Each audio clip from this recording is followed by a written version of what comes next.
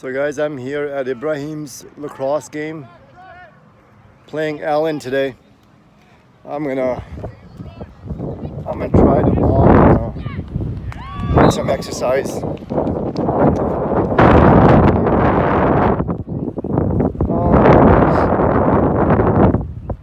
So I wanted to continue our discussion.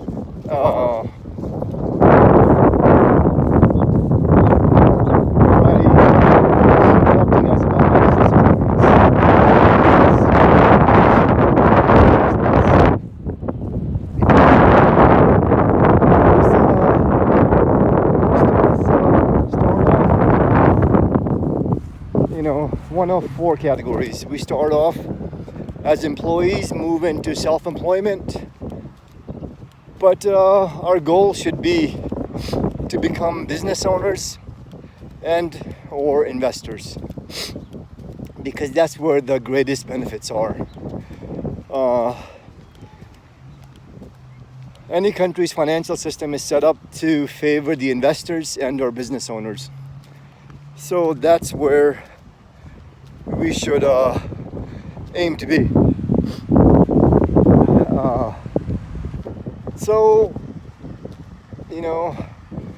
First you have to put yourself in a position to be able to make a reasonable income, and then to find the right vehicle for business ownership and or investments. And then you want to create that optionality where your business income, your investment income is the same as your employment. When you get to that point, then you could choose to keep that job, or if you love it, you can keep it, or you could work less because your investments are giving you the same return. And I shared with you guys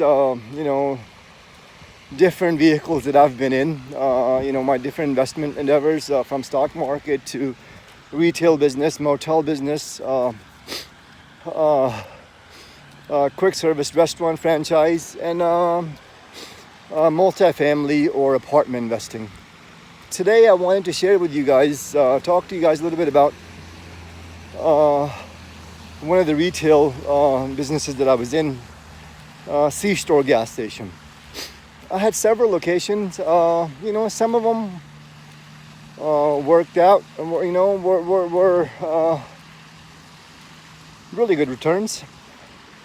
The other few, not so good. But this one that worked out, it worked out well. So I want to talk about it with you guys. So I purchased a location where it's a typical C-store gas station. I'll back up. We moved to Dallas-Fort Worth area in 2005.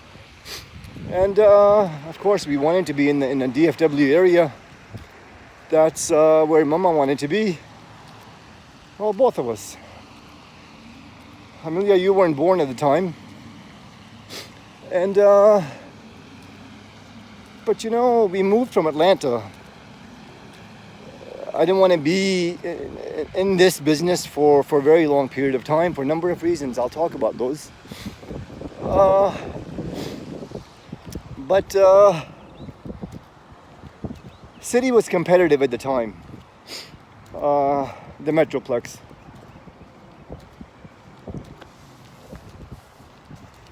And in Atlanta, I've seen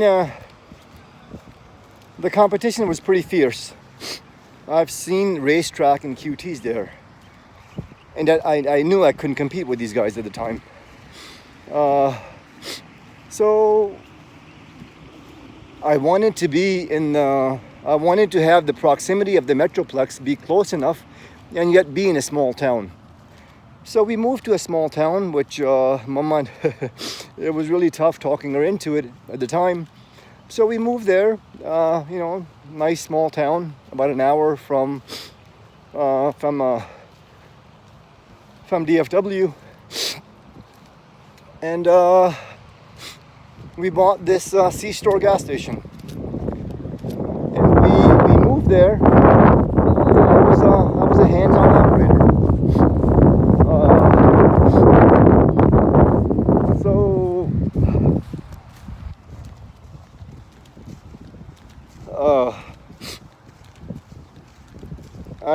I was pretty hungry at the time. Well, I'd say I'm still hungry, but I took some risks that paid off well for this location. There was another gas station right across the street.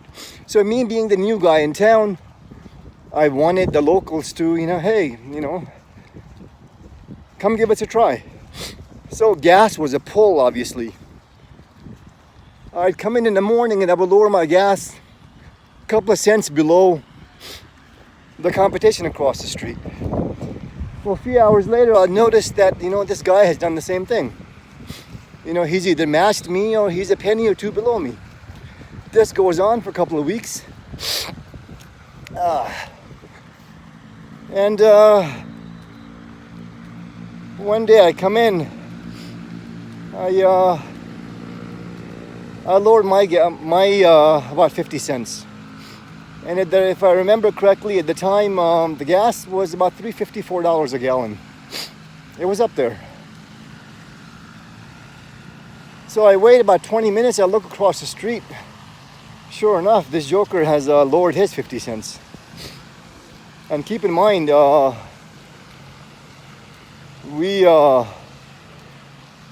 when we started, we were making about 10, 12 cents per gallon at that cost. So I had set some money aside. That this is, you could call it marketing. This is what I wanted to make an impression on the locals there. So I lowered mine another 50 cents. He does the same. I lowered mine $1. He follows me. My last drop was to $1. We went from $3.54 a gallon, and I lowered my gas to $1. And this continued for about an hour, I guess. During that hour, there was a consistent flow of 30, 35 cars that you could fit in that parking. Most of the town was there. So, well, it created some excitement that day. That day, I think minimum of $20,000, I think, is what I lost that day. Same thing with the guy across the street, which I later realized that he was just leasing the place, and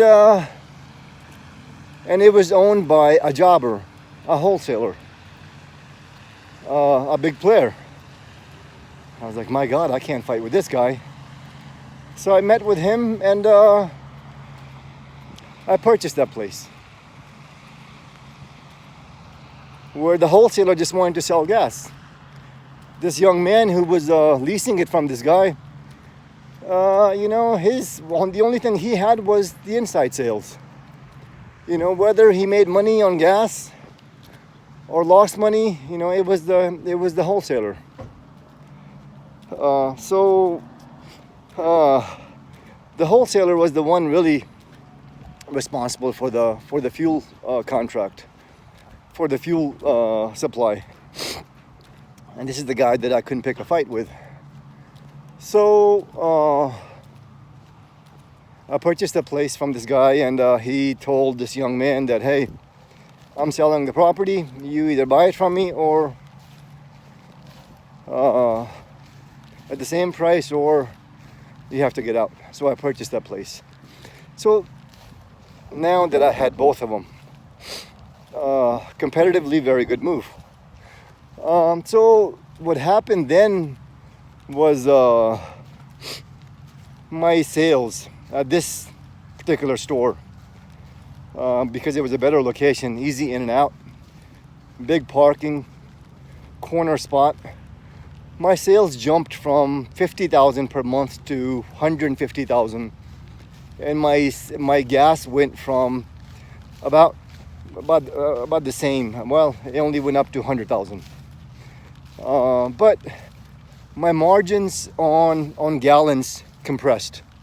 I said to myself, I'm here in a small town. I gotta make money both on the inside as well as the outside. So I played around a little bit. I learned at this particular location that I could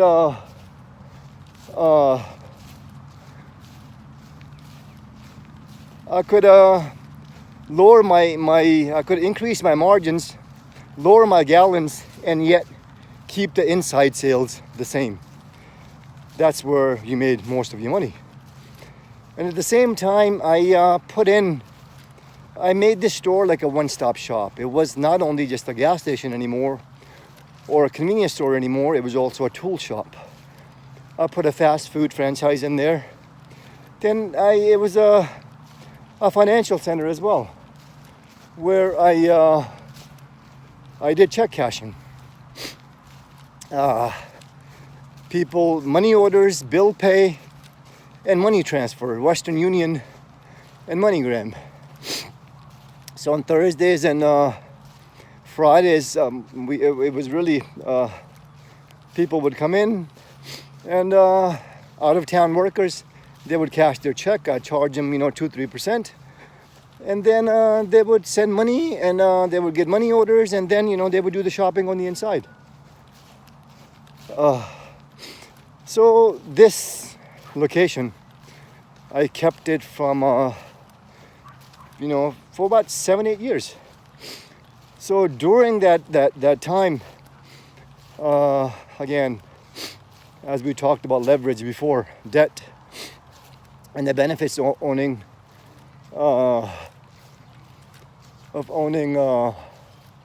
income-producing property, cash flow, appreciation, amortization.